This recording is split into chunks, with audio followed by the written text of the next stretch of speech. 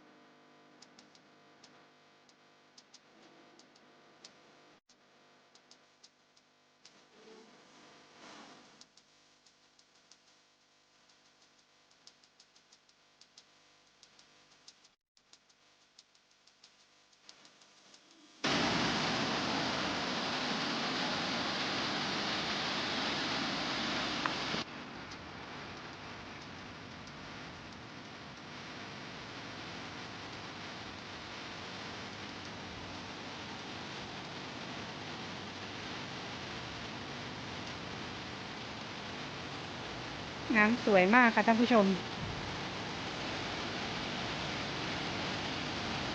ปกติแล้วคนจะเยอะ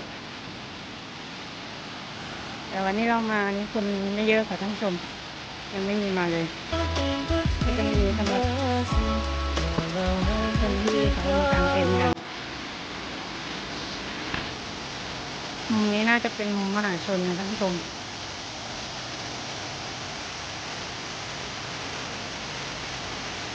น้ำสีนี่จริงๆค่ะท่านผู้ชมน่าจะมีการแต่งกล้อง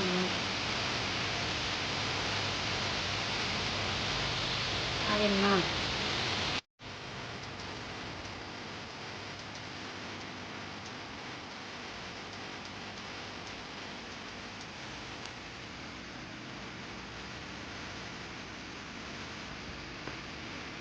Feels like love.